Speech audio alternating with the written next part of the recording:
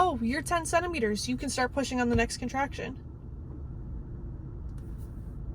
I'm sorry, what? Hey guys, today we have my birth story of my first birth. I haven't ever, I don't think, discussed it like from start to finish. So today we're gonna get into that. I'm currently on my lunch break, that's why I'm in my car. If you're not already subscribed, make sure you subscribe. I will be posting more baby and pregnancy content. I'm currently pregnant with my second. I'm almost 7 months. Yeah, so let's get into my first birth story. I'm gonna give y'all like a little timeline of everything. We're going back to 2023. I first missed my period on August 21st, okay? Mind you, August 22nd, I had a regular doctor's appointment set up, and I had asked the lady, because my period wasn't late. So for it to be 1 day late, I was concerned. So I asked my doctor if she could give me a pregnancy test. And she was like, well, when were you supposed to get your period? And I said, yesterday. She's like, it wouldn't show up on a test. And this woman literally refused to test me. That was on a Wednesday. And then Friday was the 25th. I ended up taking a test when I got home from work. I had one single test and it was not digital. I took it. Okay, Saturday, I'm going to take another test and I'll go get digital ones. So Saturday, I took a test, 2 tests actually, and they came back positive. So with that being said, I do track like what I got going on. So in my mind, what makes sense, and based on my Flow app, I would have conceived on August 6th, which would have made my estimated due date April 29th of 2024, okay? The gynecologist that I was using, they only delivered at a hospital that I knew I did not want to deliver at, so I wasn't really sure how to go about that. So my friend actually told me about this place that will like confirm pregnancy for you and like give you ultrasound and everything. So I had an appointment with them in September. They confirmed my pregnancy and they also did an ultrasound. Now, when they did that ultrasound, I should have been about 7 weeks pregnant, but they said that based on the measurements of my baby, I was like 5 weeks. But I was like, that doesn't really make sense because I wouldn't have conceived that week. Like, but anyways, I'm gonna leave it up to the doctors, right? So then I ended up finding midwives that I wanted to use and that accepted my insurance. I had an appointment with them in October, and so they said they were gonna go with what the other people said. So my estimated due date changed from April 29th to May 9th, which is like over a week. Like that's almost 2 weeks. I was like, that's not accurate. In my head, I knew I was gonna be having her by the beginning of May. Like May 9th was just not, it was not gonna happen. I probably couldn't have asked for a better pregnancy. I threw up 2 times and those times were really bad. But aside from that, like I had a really good pregnancy. I did gain a lot of weight. I will say that. I gained about 80 pounds because I literally just ate whatever I wanted to eat. Like I was so hungry all the time and I just ate and ate and ate and ate and ate. Fast forward to the end of my pregnancy. So I had been going on walks and stuff and like curb walking and yoga ball and all that good stuff, you know, trying to induce labor. Because like I said, May 9th was not gonna happen. And they literally would have let me go that long. Whole time I was like, no, I'm telling you I didn't conceive that late. But again, I'm not a doctor. I'm just the woman carrying the baby. So what do I know? Actually, on April 30th at 5 o'clock in the morning, I woke up. Mind you, this is 1 day after my original estimated due date. Started having contractions. So I woke my man up and we were just like up. We started timing contractions. We're like making sure we have everything prepared. And my man had the week before that off from work.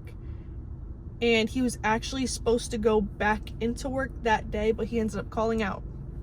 Right, so we're anticipating this baby coming on the 30th. We went on a walk that morning to try to get things going more. Now, come to find out, my water broke during that walk. But I didn't know. Like, so I had called the midwives in the morning just to let them know, like, I'm having contractions, you know, that way they have a heads up, you know. They said, once I start having them, like, every 2 to 3 minutes for an hour, something, I don't know, whatever it was. They're like, then come in. So I was like, okay, cool, like they're manageable right now. They're like 5 minutes apart. They're not that bad. Cool. So she's like, if your water breaks though, come in. You'll know when your water breaks. So I was like, okay, cool. Like, I'll know when my water breaks. I didn't know when my water broke. So after that walk that we went on at like 9:30 in the morning, I come back, I pee, and I thought I had like already just peed myself a little bit. Like a little bit. Don't think anything of it. Throughout the day, every time I went to go use the bathroom, I thought I was peeing myself a little bit. But I was just like, well, I didn't feel it. But I'm like, I am like 9 months pregnant. I probably am just peeing myself. So I had called them again during the day just to like say, you know, like, this is what's going on. They're like, okay, if your water still hasn't broken, don't worry about it. I was like, I'm not really sure if my water broke or not. They're like, well, you know when it breaks, so don't worry about coming in right now. Like, stay at home as long as you can. So I was like, okay, cool. That whole day, my contractions never got any worse. They got closer together. Like, they were like 3 minutes apart, but they were not bad. Next day is May 1st, right? So my man ends up going back to work because my contractions are still like the same. So as the day goes on, my contractions got progressively worse. Like, I was trying to, you know, just continue breathing through them, but I literally wanted to like scream. Like, it was real bad. They started to get real painful. So I was like texting my man. I was like, yeah, you're probably gonna need to leave work early because I can't do these at home anymore. Like, this is just not working. He had like finished up what he was doing before he could come home. So I just like put all of our hospital bags that we had into the living room, like just making sure that way when he comes home, he could just shower and we can go. So he ends up coming home probably around like 9:30 or so at night, packs up our bags and the car seat, because I don't think the car seat was in the car yet. Put everything in there. And then I was like, I'm gonna need to eat something because you know how they don't let you eat while you're in the hospital, like until you give birth? I was like, yeah, I'm gonna need to eat something. So we stopped at Popeyes on the way there because Popeyes is just, that was the last supper for me until further notice. Made it to the hospital. First they were like, did your water break? I was like, I don't know, like it might have, I'm not really sure. And they're like, well, you would know if it broke, so it probably didn't. I'm like, okay. So they measure how dilated I am. They tell me I'm 2 centimeters dilated. I literally have been having contractions for over a day now. She's like, okay, I'm gonna check to see if your water broke. Guess whose water was broken? So then she's like, well, when did this start happening? And I was like, yesterday morning, like probably around like 10 o'clock or so. And I was like, I told the people that were on call and they told me that I would know if my water broke. So then she's like, oh, we need to get you started on Pitocin because we need to get this going because they were scared of infections for the baby. Let me just say, the dilating, I don't even know which one it was, whether it was them testing to see if my water broke or them measuring how dilated I was. It hurt so bad. I literally had tears coming out of my eyes. Sorry to break it to you. It was very painful. My pain management plan was literally just nitrous oxide. I did not want an epidural. I didn't even really want Pitocin, but I was like, that's whatever, we can do that.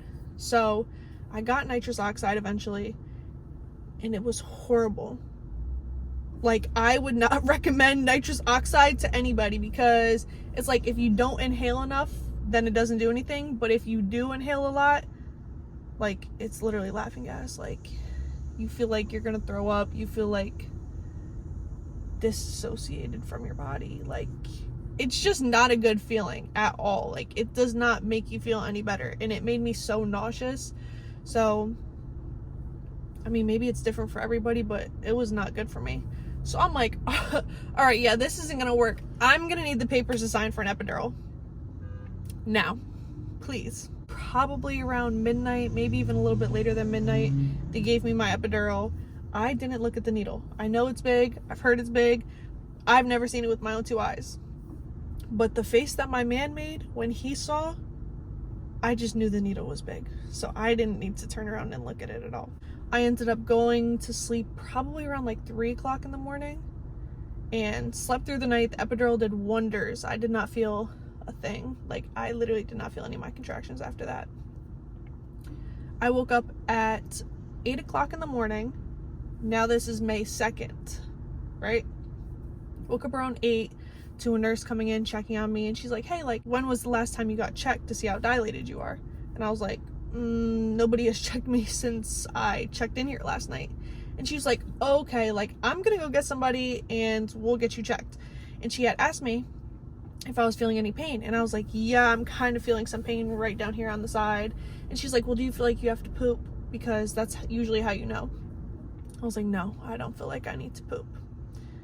When I tell you, as soon as she walked out the room, I felt like I needed to go. Bad. And somebody came in probably about 10 minutes later or so. They checked how dilated I was. And they go, oh, you're 10 centimeters. You can start pushing on the next contraction. I'm sorry, what? You want me to start pushing within the next 3 minutes? Okay. Like, not what I was expecting. So mind you, the midwife or whoever wasn't even in the room. I had like 1 or 2 students, like a nurse, like, I don't know, but it wasn't a midwife. I know that. I ended up pushing for 40 minutes. 41 minutes, actually. And then baby was here. But my plan was to like give birth on like all 4s or something, and that didn't happen. It was very painful to move into different positions while I was in labor. I tried on my side, I tried on all 4s, tried on the other side, and I went back to being on my back. And she was like, well, you're progressing the most while you're on your back, so I think we should stick with that. And I was just like, okay, like, whatever's gonna get this baby out of me quicker. Ended up pushing her out. Everything went well. I did have a 2nd-degree tear, but a lot of people say, you know, like, you don't feel the tear because, like, you're pushing out a baby, like, you don't feel yourself tearing. That is 100% true. Even pushing out, like, I was about to say the uterus. The placenta. When you push out the placenta, like, I don't know, I don't really remember it hurting. I just remember feeling relieved after it came out. So there's that too. We didn't do any shots, but we did do like the antibiotic ointment or whatever it is on her eyes. I just wanted to make sure my baby was not going anywhere without my man. Like, if you wanted to take my baby, my man was going with you. Sorry. Like, not really sorry though. And then she actually ended up having, what do you call it? Bilirubin? Jaundice, you know?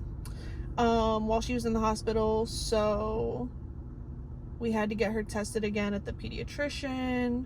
But it ended up going away, you know, like put her in a little bit of sunlight through the window in the house, or I don't even remember what else we did. Like, a lot of that is really a blur. So I had her at like 9:12 in the morning, I think. Honestly, I know it was either 9:11, 9:12, 9:13. Which one, I honestly couldn't tell you. Obviously it's on her birth certificate and I have pictures of her little card from the hospital, but like off the top of my head, I honestly could not tell you. I'm sorry. So this was on a Thursday. We ended up getting discharged on, was it Sunday? It might have been Saturday. Saturday or Sunday. I don't even know which day we got discharged. But one thing I will say that I was not expecting was to be overwhelmed with the amount of people that come into the room. You have nurses coming to check on you. You have a lactation consultant. You have the hospital pediatrician. You have a photographer, if I didn't already say that, because the fucking photographer was really trying to get her pictures. No, she was really trying to get her money. No. Then I had a student person coming to see if she can use me for a medical survey. No. Then you have hospital administration staff coming in to get insurance and birth certificate situated.